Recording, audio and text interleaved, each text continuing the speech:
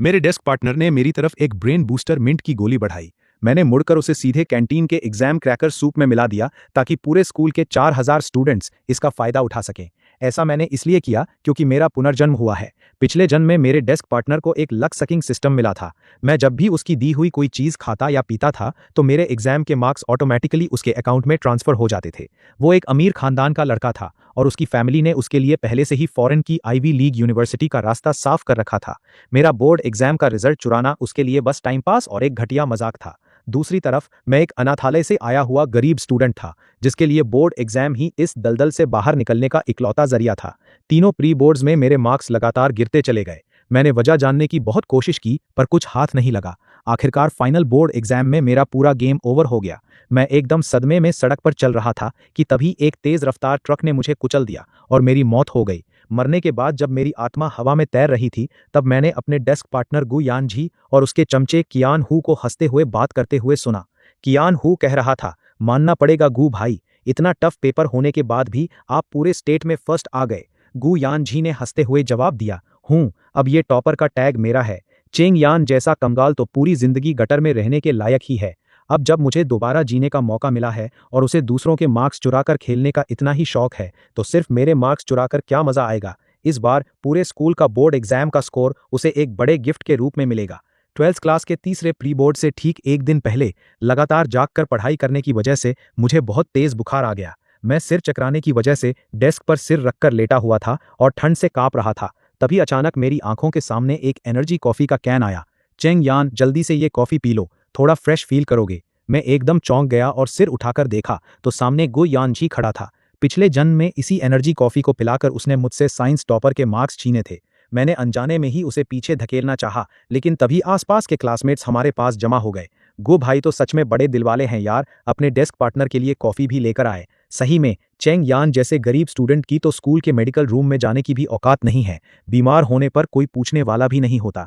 अच्छा है जो गुह भाई जैसे पार्टनर के साथ बैठा है, कम से कम कोई मदद तो कर रहा है। इन बातों को सुनकर गुह यान जी के चेहरे पर घमंड वाली मुस्कान और गहरी हो गई। उसने कॉफी का कैन खोला और बोला, जल्दी पी लो, ये मेरे डैड सीधे ओरिजिनल वाइन यार्ड से लेकर आए हैं। ये एक स्पेशल ब्लेंड है जो इंडिया में कहीं नहीं मिलेगा।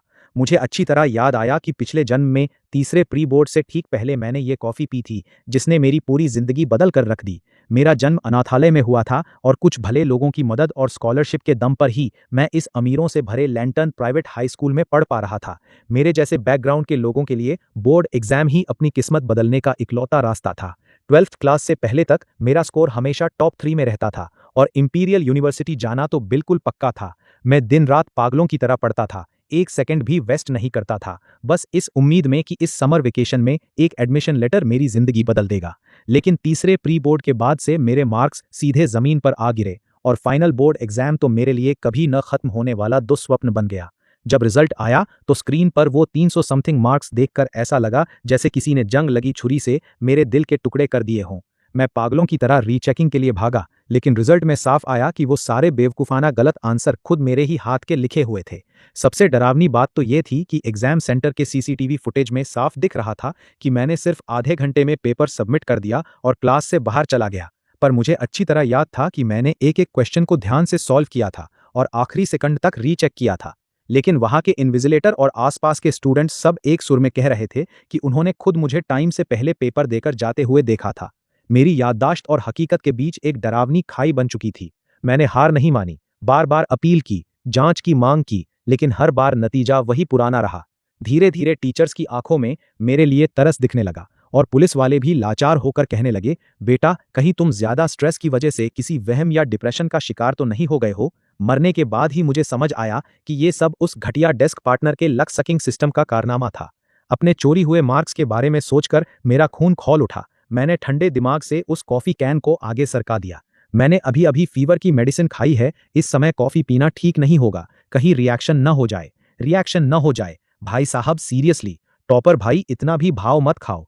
गो भाई ने तुम्हें अकेला और बीमार देखकर तरस खाया और अपनी टॉप क्वालिटी कॉफी दे दी। इसे पीने से तुम इंपीरियल यूनिवर्सिटी जाने से तो नहीं चूक जाओगे।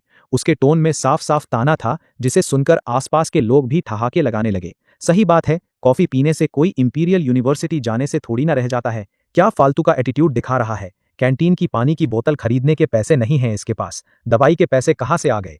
मुझे तो लगता है ये गरीबड़ा गोह भाई से जलता है और अपनी हीन भावना दिखा रहा है। गोह यान जी ने इनमें से किसी को भी नहीं रोका।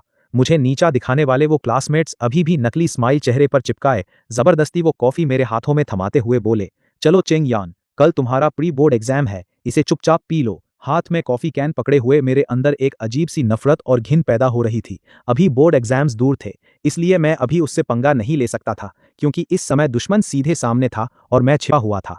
अगर मैंने अभी उसका पर्दाफाश कर दिया तो क्या पता वो बोर्ड एग्जाम से पहले कोई और गंदा गेम खेल दे। मैंने अपनी मुट्ठी भींच ली और उस कॉफी को सीधे उसके मुंह पर मारने की इच्छा को बड़ी मुश्किल से दबाया। तभी अचानक मेरी नज़र खिड़की से बाहर नीचे की तरफ गई, जहां एक लाल रंग का बैनर हवा में लहरा रहा था। उस पर लिखा था, लाखों की भीड़, एक ही रास्ता, एक आंसर शीट बदलेगी किस्मत। उसे देखकर मेरे दिमाग में एक खतरनाक आइडिया आया। अगर स्कूल के ये लाखों बच्चे गु यानजी की दी हुई चीजें खा लें तो क्या उन सबका स्कोर भी इस अकेले के सिर पर ट्रांसफर हो जाएगा? ये सोचते ही मैंने कॉफी को दोनों हाथों में थाम लिया। थैंक यू सो मच गु यानजी, लेकिन अभी मेरा पेट थोड़ा खराब है और एसिडिटी हो रही है, इसलिए मैं इसे पी नहीं पाऊंगा। पर चूंकि ये तुम्हारा प्यार है तो मैं इसे वेस्ट भी नहीं होने दूंगा। झूलांग, क्या तुम कॉफी पियोगे? ये गु यानजी सीधे फॉरेन से लाया है, स्पेशल ब्लेंड है, एकदम तुरंत नींद उड़ा देता है। झूलांग का स्कोर हमेशा मेरे बराबर ही रहता था। उसके पापा हमारे स्कूल के प्रिंसिपल थे और उसके नाना शहर के बहुत बड़े रसूखदार आदमी थे। उनका बैकग्राउंड बेहद तगड़ा था। झूलांग ने कॉफी के कैन को देखा और जैसे ही हाथ आगे बढ़ाया, गु यानजी अचानक बहुत तेज चिल्लाया। उसकी आवाज इतनी तेज थी कि क्लास में बैठे सारे लोग चौंक गए। जब गुड यानजी ने देखा कि मैं उसे हैरान और शक भरी नजरों से देख रहा हूं, तो उसने तुरंत बात संभालते हुए कहा, चैंग यान, मुझे लगता है कि झूलांग को कैफीन से एलर्जी है, कहीं इसे पीने के बाद उसकी तबीयत खराब न हो जाए। झूलांग ने आगे आकर कैन के पीछे लिखे इंग्रेडिएंट्स को देखा और बोला, अरे कोई चक्कर नहीं है, मुझे सिर्फ सस्टेनेस वाले चीप प्रोडक्ट से एलर्जी है, ये तो प्योर नेचुरल है, इससे कुछ नहीं होगा। गुड यानजी के चेहरे पर हवाइयां उड़ने लगी। तभी कियान हूं ने झटके से कॉफी कैन छीन लिया और गुस्से में बोला, ये गुड भाई ने खास तौर पर तुम्हारे लिए मंगाया था, तुम खुद तो कदर नहीं कर रहे, ऊपर से गुड भाई की चीज दूसरों को देकर अपना एहसान जता रहे हो। उसकी बात इतनी बदतमीजी से भरी थी कि झूलौंग का चेहरा उतर गया और वो मुंह फेर कर वहां से हट गया। लेकिन मुझे जो जवाब चाहिए था वो मिल चुका था। इसका मतलब साफ था कि गुयानजी की दी हुई चीज अगर कोई दूसरा भी खाएगा तो सिस्टम उसका भी स्कोर चूस लेगा। अगर ऐसी बात है तो चलो इस बार एक बड़ा दांव खेला जाए। सिर्फ मेरे अकेले के बोर्ड एग्जाम के मार्क्स में क्या मजा, इस बार इस पूरे स्कूल का स्कोर ही उसके उस कचरा सिस्टम में ठूस दूंगा, तब जाकर उसके इस शानदार गेम का असली हिसाब पूरा होगा। मैंने अपना मन बना लिया और जैसे ही उस कॉफी कैन को दोबारा लेने का नाटक करने लगा, गुयानजी को डर लग गया कि कहीं मैं इसे फिर से किसी और को न दे दूं। उसने तुरंत अपने ब्रांडेड बैग से मिंट की एक डिब्बी निकाली। चेंग यान, अगर तुम्हें पेट की प्रॉब्लम है तो कॉफी मत पियो, मेरे पास ये रिफ्रेशिंग मिंट टैबलेट्स भी है, तुम इसे खा लो। आसपास खड़े लोग उसकी इस दरियादिली को देखकर फिर से उसकी चमचागिरी में लग गए। गू भाई सच में कितने केयरिंग हैं यार, अपनी पार्टनर का कितना ख्याल रखते हैं। चेंग यान की तो किस्मत ही चमक गई जो उसे ऐसा डेस्क पार्टनर मिला, पिछले जन्म के अच्छे कर्म होंगे इसके। तारीफ सुनकर गू यान जी का कॉलर और ऊपर हो गया। अरे मैं तो बस सोच रहा था कि अगर बीमारी में सिर भारी रहेगा तो एग्जाम पर असर पड़ेगा ना। चेंग यान तो हमारी क्लास की शान है, उसका ख्याल रखना तो बनता ही है। उसकी ये नकली और घिनौने शक्ल देखकर मुझे अपने पिछले जन्म की मौत के बाद की वो बातें याद आ गईं जब कियान हूं उसकी चापलूसी करते हुए कह रहा था कि आप तो स्टेट टॉपर बन गए। तब गु यानजी ने सिगरेट का धुआं उड़ाते हुए बड़े आराम से कहा था, मुझे तो वैसे भी फॉरेन जाकर ऐश करनी है, मुझे इंडिया के इन एग्जाम्स के मार्क्स की क्या जरूरत, टॉपर का टैग तो बस सुनने में अच्छा लगता है। सच कहूं तो मुझे बस इस गरीबड़े के मजे लेने थे। साला दिन भर किताबें लेकर ऐसे घूमता था जैसे कितना बड़ा 30 मार खा हो, उसे देखकर ही चिढ़ होती थी। अब आया ऊंट पहाड़ के नीचे, कचरा तो आखिर कचरे के डिब्बे में ही अच्छा लगता है। मुझे उसकी बात सोचकर हंसी आ गई। सिर्फ अपने एंटरटेनमेंट के लिए उसने एक सिस्टम का यूज करके मेरी पूरी जिंदगी तबाह कर दी थी। इस बार मैंने कोई नखरे नहीं दिखाए, चुपचाप मिंट की डिब्बी ली और जेब में डाल ली। गुन यानजी ने जब ये देखा तो उसके माथे पर बल पड़ गए। चेंग यान, तुम्हें चक्कर आ रहे थे ना, तो फिर खा क्यों नहीं रहे? मैंने एक नकली उबासी लेते हुए कहा, यार बहुत नींद आ रही है, सोच रहा हूं थोड़ी देर सो लेता हूं, उठकर खाऊंगा। गुन यानजी एकदम छटपटा उठा। मिंट की गोली बहुत छोटी थी, अगर मैंने उसे जेब में रख लिया तो उसे कभी पता नहीं चल पाता कि मैंने उसे सच में खाया भी है या नहीं। तुम्हारा सिर तो डेस्क से टकराने वाला है, अच्छा होगा कि अभी एक गोली मुंह में रख लो, इसमें विटामिन भी हैं जो तुम्हारे फीवर में फायदा करेंगे, वरना क्लास के बीच में ही सो गए तो दिक्कत हो जाएगी। उसने अपने चेहरे पर इतनी चिंता दिखा रखी थी जैसे कि वो सच में मेरा सगा भाई हो, और आसपास के बेवकूफ उसके इस ड्रामे में पूरी तरह फंस चुके थे। पीछे की बेंचों से फिर से फुसफुसाहट शुरू हो गई। अरे एक मिंट की गोली ही तो है, खाने से कोई मर थोड़ी जाएगा। मुझे तो लगता है ये कुछ ज्यादा ही शक करता है, किसी की अच्छाई की तो कद्र ही नहीं है इसे। कोई इसके साथ कितना भी अच्छा कर ले, ये लात ही मारेगा, इसीलिए ये जिंदगी भर गरीब ही रहेगा। ये बातें कानों में मक्खियों की तरह भिन भिना रही थीं। मुझे 2 पुदीने की गोलियां क्या दे दी, जैसे मुझ पर कोई बहुत बड़ा एहसान कर दिया हो और अब मैं किसी कुत्ते की तरह उनके आगे दुम हिलाऊं और थैंक यू बोलते हुए उसे निगल जाऊं। अमीर गरीब का फासला क्या इतना बड़ा हो गया है कि वे बिना सच जाने मुझ पर इस तरह का मोरल प्रेशर बनाने लगे।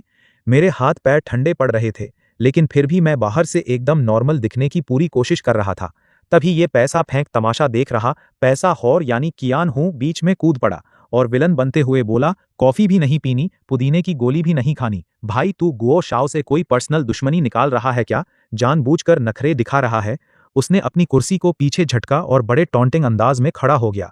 उसे देखकर आसपास के क्लासमेट्स भी मुझे विलन वाली नजरों से घूरने लगे। अपने दिमाग में कुछ सेकंड्स तक नफा नुकसान का हिसाब लगाने के बाद मैंने सिचुएशन को संभालने के लिए शांति से वो पुदीने की गोली उठा ली। मैंने उसका रैपर खोला और उसे मुंह में डाल लिया। डालते ही एक बेहद तीखा और नाक में चढ़ने वाला कूलिंग ब्लास्ट मेरे पूरे मुंह में फैल गया। मुझे उसे निगलते देखकर गुओ यानजी की जान में जान आई और उसके चेहरे की स्माइल और गहरी हो गई। हाँ, अब हुई ना बात? क्यों, लग रहा है ना एकदम फ्रेश? मैंने जवाब दिया, थैंक यू। सच में ऐसा लग रहा है जैसे मेरा दिमाग अब सुपर फास्ट काम करने लगा है। मुझे अपनी आंखों के सामने वो गोली निगलते देखकर गुओ यानजी एकदम सेटिस्फाई होकर फ्रेश हवा खाने के लिए कॉरिडोर की तरफ निकल गया। जैसे ही वो गया, मैंने डेस्क पर सिर रखकर सोने का नाटक किया और अपना चेहरा अंदर की तरफ घुमाकर जीभ के नीचे दबाकर रखी वो पुदीने की गोली फटाफट अपनी हथेली पर थूक दी। दरअसल कुछ दिन पहले देर रात तक पढ़ाई करने के लिए मैंने ऑनलाइन कुछ पैसों में मिलने वाली सस्ती मिंट कैंडीज का एक पूरा बड़ा पैकेट थोक के भाव मंगाया था। शुक्र है कि उन दोनों गोलियों का साइज और कलर लगभग सेम था, वरना आज मेरा पोपट होना पक्का था। टॉयलेट जाने के बहाने मैंने उस स्पेशल मसाले वाली गोली को छुपाकर ठिकाने लगा दिया, लेकिन जब मैं वापस क्लास में आया तो देखा कि गुओ यानजी ठीक मेरी सीट के पास खड़ा था। मेरी डेस्क के अंदर रखा वो सस्ती मिंट कैंडीज का खाली प्लास्टिक का डिब्बा इस समय टेबल के ऊपर सज चुका था। उसे देखकर मेरा दिल जोर से धड़का।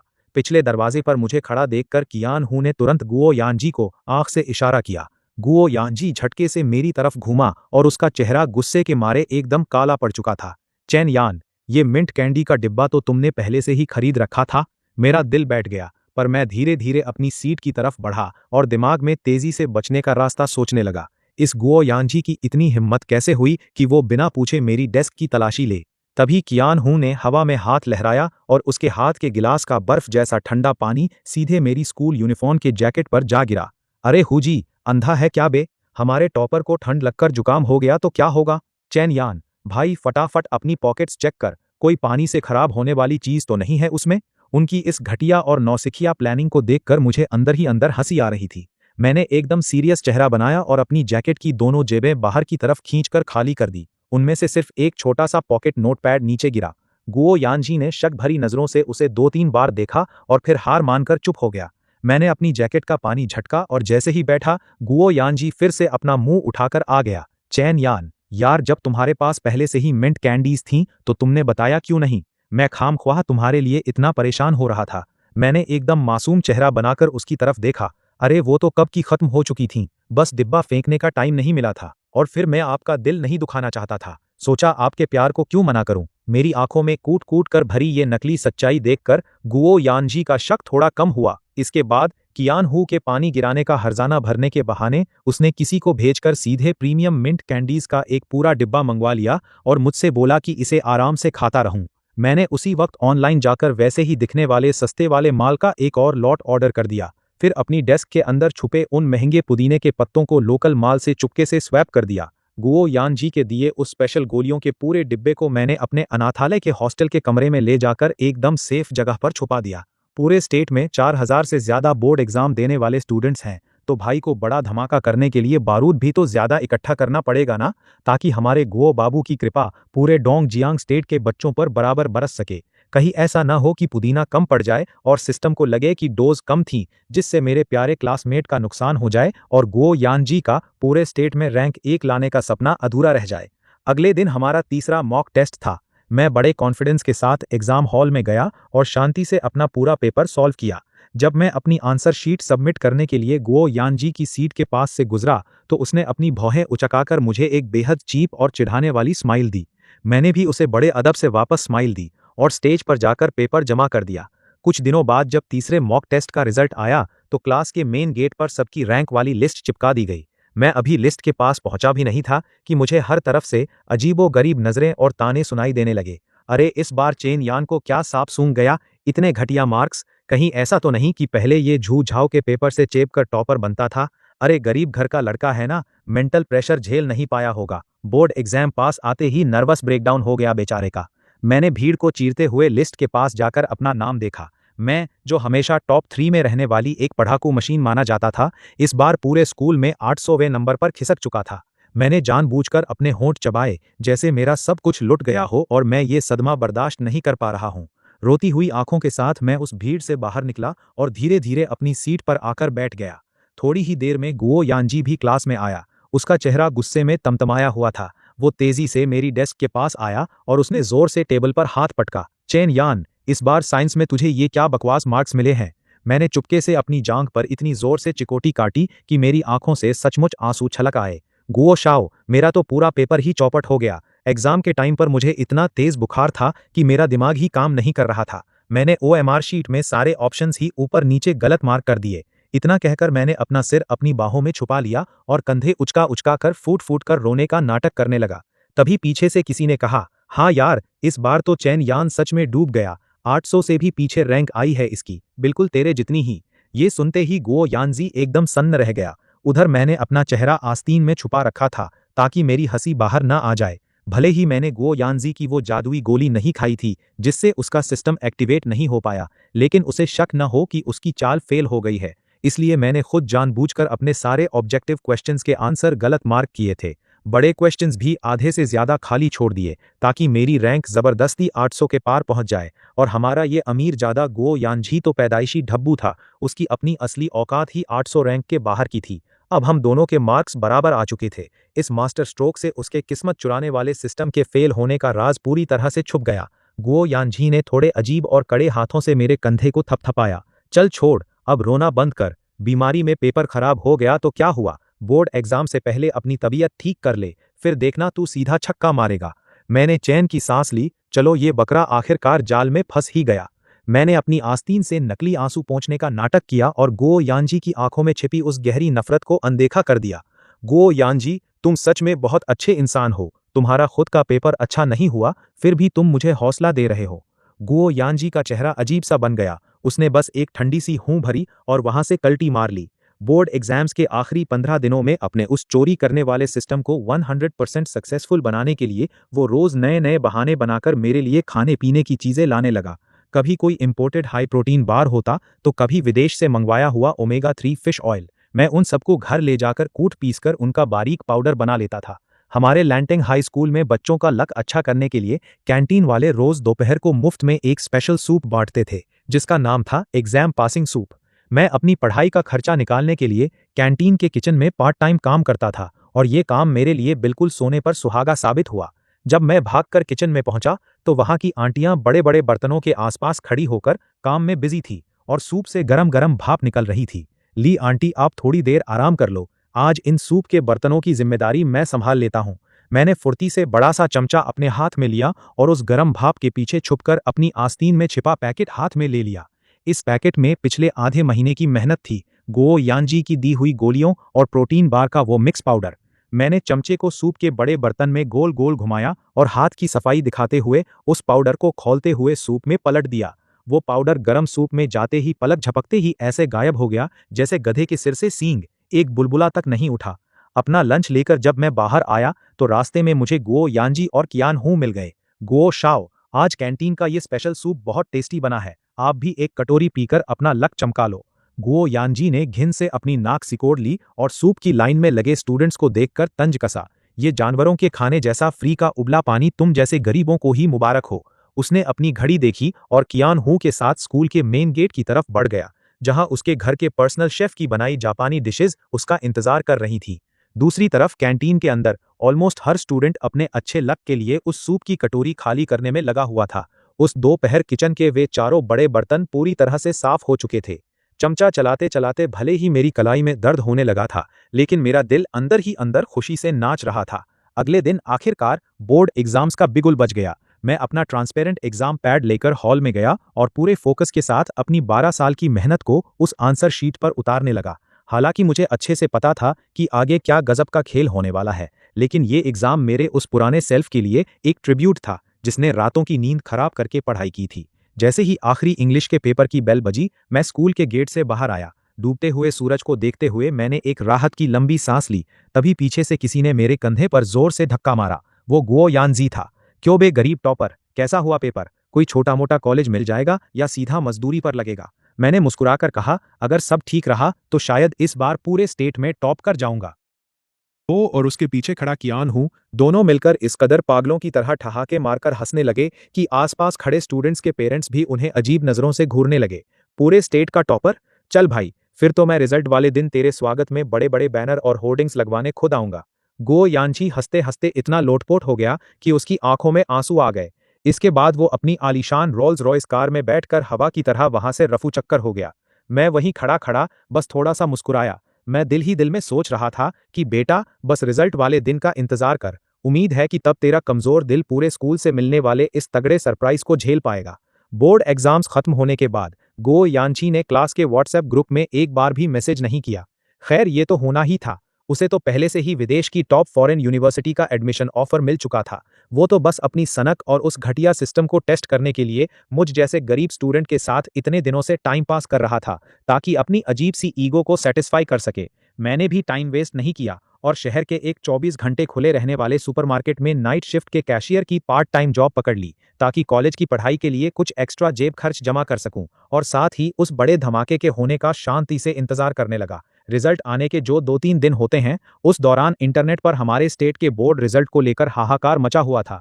सोशल मीडिया और सारे बड़े फोरम्स पर बस यही चर्चा थी कि इस बार रिजल्ट में कोई बहुत बड़ा लोचा हुआ है। बाकी सारे स्टेट्स के रिजल्ट्स फटाफट आ रहे थे। हर जगह टॉपर बच्चों की खबरें छापी जा रही थीं, लेकिन बस हमारे स्टेट की ऑफिशियल वेबसाइट पर पिछले 2 दिनों से साइट अंडर मेंटेनेंस का बोर्ड लटका हुआ था। ट्रेंडिंग टॉपिक्स पर लगातार यही मुद्दा छाया हुआ था और लोग आपस में भिड़े हुए थे। मैं काउंटर के पास आराम से टेक लगाकर बैठा हुआ था और कूल होकर फोन स्क्रॉल करते हुए इन सब कमेंट्स को पढ़ रहा था। साथ ही मैंने फ्रिज में कोका कोला की बोतलें ठीक से लगा दी। सब कुछ बिल्कुल मेरी प्लानिंग के मुताबिक ही चल रहा था। उम्मीद के मुताबिक करीब आधे महीने बाद एक सुबह मेरे पास लोकल पुलिस स्टेशन से एक इंस्पेक्टर का फोन आया। उन्होंने मुझसे तुरंत हमारे स्कूल के मेन ऑडिटोरियम पहुंचने को कहा। उन्होंने बताया कि इस बार के रिजल्ट्स को लेकर कुछ बेहद अजीब और सीरियस सिचुएशन खड़ी हो गई है, इसलिए सारे स्टूडेंट्स का वहां पहुंचना जरूरी है। मैंने फटाफट अपनी एक सिंपल सफेद टी शर्ट और जीन्स पहनी और टैक्सी पकड़कर टाइम पर स्कूल पहुंच गया। स्कूल का पूरा ऑडिटोरियम खचाखच भरा हुआ था। हमारे स्कूल के और बाहर से एग्जाम देने आए दूसरे स्कूलों के स्टूडेंट्स अपने अपने ग्रुप्स में बैठे हुए थे। पूरा हॉल किसी मधुमक्खी के छत्ते की तरह लग रहा था, जहां हर तरफ बस खुसफुस और टेंशन का माहौल था। मैं अपनी क्लास वाले एरिया में जाकर बैठ गया। तभी मैंने पीछे मुड़कर देखा तो मेरी सीट से 3 रो पीछे गो यानजी और कियान हू बैठे हुए थे। गो यानजी आज एकदम कस्टमाइज्ड महंगे सूट बूट में आया था। बाल बिल्कुल सेट थे और वो पैरों पर पैर चढ़ाकर अपना लेटेस्ट मॉडल का आईफोन चला रहा था। उसे देखकर लग रहा था जैसे दुनिया में क्या चल रहा है उससे उसे कोई लेना देना ही नहीं है। तभी हमारी नजरें मिलीं और मैंने उसे देखकर एक बड़ी सी स्माइल दी। गो यानजी ने एक ठंडी सांस ली, मुझे पूरी तरह इग्नोर करते हुए अपनी नजरें घुमा ली। अभी कुछ ही मिनट बीते थे कि ऑडिटोरियम का बड़ा दरवाजा खुला और करीब 1 दर्जन पुलिस ऑफिसर्स पूरी कड़क वर्दी में स्टेज पर आकर खड़े हो गए। सभी स्टूडेंट्स कृपया शांति बनाए रखें। हम जानते हैं कि आप सब रिजल्ट्स को लेकर काफी दिनों से परेशान हैं, लेकिन इस बार का डेटा इतना ज्यादा अजीब है कि पुलिस को खुद इस पूरे सिस्टम को अपने हाथ में लेना पड़ा है। आज हम इस बड़ी स्क्रीन पर आप सबके रिजल्ट्स लाइव खोलकर दिखाएंगे। लाइव रिजल्ट देखना। ये सुनते ही पूरे हॉल में हड़कंप मच गया। सब सोचने लगे कि भाई, अगर पेपर खराब हुआ होगा तो सबके सामने सरेआम बेइज्जती हो जाएगी। लेकिन पुलिस कमिश्नर ने नीचे हो रहे इस शोर शराबे पर बिल्कुल ध्यान नहीं दिया। तभी अचानक बड़ी स्क्रीन ऑन हो गई और एक एक करके 20-20 स्टूडेंट्स का डेटा स्क्रीन पर आने लगा। उनका नाम, रोल नंबर और टोटल मार्क्स। ये नहीं हो सकता। मैं तो हमेशा आंख बंद करके भी 600 से ऊपर नंबर लाता हूं। मेरे सिर्फ 250 नंबर कैसे आ सकते हैं? ये चिल्लाहट किसी बारूद के ढेर पर चिंगारी जैसी थी, जिसने पूरे हॉल में आग लगा दी। स्क्रीन हर 2 सेकंड में बदल रही थी और देखते ही देखते हजारों स्टूडेंट्स के होश उड़ गए। चाहे क्लास का सबसे बड़ा टॉपर हो, एवरेज स्टूडेंट हो या फिर वो बैक बेंचर जो कभी किताब को हाथ भी नहीं लगाता था, सबके टोटल मार्क्स के आगे बिल्कुल सेम नंबर लिखा हुआ था, 250। सब कुछ ऐसा लग रहा था जैसे किसी ने कंप्यूटर में कॉपी पेस्ट मार दिया हो। हजारों बच्चे वही फूट फूट कर रोने लगे और उनका गुस्सा देखकर ऐसा लग रहा था जैसे वे ऑडिटोरियम की छत ही उड़ा देंगे। मैं अपनी सीट पर आराम से बैठा हुआ था और मेरे चेहरे पर इस पूरे ड्रामे को देखने का एक सुकून था। 4000 स्टूडेंट्स का रिजल्ट एक साथ क्रैश होकर 250 के इस मजाक वाले नंबर पर आकर अटक गया था। ये मेरी उस दिन की मेहनत का नतीजा था, जब मैंने पूरे स्कूल को जबरदस्ती उस सिस्टम का पाउडर सूप में मिलाकर पिला दिया था। मैंने बड़े आराम से पीछे मुड़कर देखा। अरे गुओ बाबू, ये क्या जादू हो गया, मेरे भी सिर्फ 250 नंबर आए हैं। गुओ यानजी का वो सारा रईसी का घमंड अब हवा हो चुका था। उसने आगे वाली कुर्सी को दोनों हाथों से इतनी जोर से पकड़ रखा था कि उसकी उंगलियां सफेद पड़ गई थीं। उसकी आंखें फटी की फटी रह गईं, चेहरे का रंग उड़कर बिल्कुल सफेद पड़ चुका था और माथे से पसीने की बूंदें टपक कर नीचे गिर रही थीं। जैसे ही उसने महसूस किया कि मैं उसे देख रहा हूं, उसने झटके से मेरी तरफ घुमा। मैंने भी बिना डरे उसकी उस खूंखार नजरों का सामना किया। गुओ यानजी को ऐसा लगा जैसे उस पर बिजली गिर गई हो। उसका पूरा शरीर बुरी तरह कांपने लगा और उसकी आंखों में जो पहले घमंड था वो अब एक खौफनाक डर और नफरत में बदल चुका था। उसके पैर एकदम कमजोर पड़ गए और वो किसी कटी हुई पतंग की तरह धड़ाम से अपनी कुर्सी पर वापस गिर पड़ा। मैं ठंडे दिमाग से उसकी इस हालत का मजा ले रहा था। उसे लगता था कि उसका वो जादुई सिस्टम अजेय है और कोई उसे हरा नहीं सकता। लेकिन जब हजारों बच्चों का इतना भारी डेटा एक साथ उस सिस्टम के अंदर घुसा तो वो उस लोड को संभाल नहीं पाया। डेटा ओवरफ्लो होने की वजह से उस सिस्टम का पूरा लॉजिक ही क्रैश हो गया और वो पूरी तरह से ठप पड़ गया। स्क्रीन पर नाम लगातार आधे घंटे तक स्क्रॉल होते रहे, लेकिन पूरी लिस्ट में सिर्फ गुओ यान जी और मेरा नाम कहीं नहीं था। स्टेज से आवाज आई, इस बार के रिजल्ट में इतने बड़े पैमाने पर हुई इस गड़बड़ी को लेकर पुलिस को कुछ अहम सुराग मिले हैं। अब इस मामले की पूरी सच्चाई जानने के लिए हम कुछ स्टूडेंट्स को पूछताछ के लिए अलग कमरों में बुला रहे हैं। गुओ यानजी, कियान हु और चेन यान। जैसे ही इन तीनों नामों की अनाउंसमेंट हुई, पूरे ऑडिटोरियम में एकदम सन्नाटा पसर गया। मैं बिल्कुल शांत होकर खड़ा हुआ और साइड वाले वीआईपी रूम की तरफ चल पड़ा। कॉरिडोर से गुजरते समय दो पुलिस वाले गुओ यानजी को दोनों तरफ से पकड़कर ला रहे थे। जैसे ही वो मेरे पास से गुजरा, वो अचानक किसी पागल कुत्ते की तरह मेरी तरफ लपका और दबी हुई आवाज में गुर्राया, ये सब तूने किया है ना, साले नीच गरीब, तूने मेरे साथ गेम खेल दिया। मैंने थोड़ा साइड होकर उसकी थूक की बूंदों से खुद को बचाया और अपनी शर्ट से ऐसे धूल झाड़ी जैसे वहां कुछ था ही नहीं, और बिना कुछ बोले पुलिस वाले के साथ आगे बढ़ गया। मेरा ये इग्नोर करना उसे गाली देने से भी ज्यादा तड़पाने वाला था। कमरे में जाते ही मैंने पुलिस से कहा, सर, मेरा बेंचमेट गुओ यानजी पिछले 6 महीनों से काफी अजीब हरकतें कर रहा था। एग्जाम से एक दिन पहले उसने मेरी तरफ उंगली उठाकर साफ साफ कहा था कि मेरे जितने भी मार्क्स आएंगे वे सब उसके हो जाएंगे, और वो मुझे जबरदस्ती अजीब अजीब गोलियां खाने के लिए मजबूर करता था। पुलिस ऑफिसर ने कहा, उसने जो कुछ भी कहा था तुम वो सब बिल्कुल वैसे का वैसा इस पेपर पर लिख दो। मैंने आगे बताया, वो कियान हु के सामने अक्सर शेखी बघारता था कि उसने कोई किस्मत चुराने वाला सिस्टम एक्टिवेट कर रखा है और जो भी उसकी दी हुई चीजें खाएगा उसके सारे मार्क्स गुओ यानजी के अकाउंट में ट्रांसफर हो जाएंगे। सिस्टम शब्द सुनते ही उन दोनों सीनियर पुलिस ऑफिसर्स के हाथ एक पल के लिए रुक गए और फिर उन्होंने तुरंत अपनी फाइल्स में तेजी से नोट लिखना शुरू कर दिया।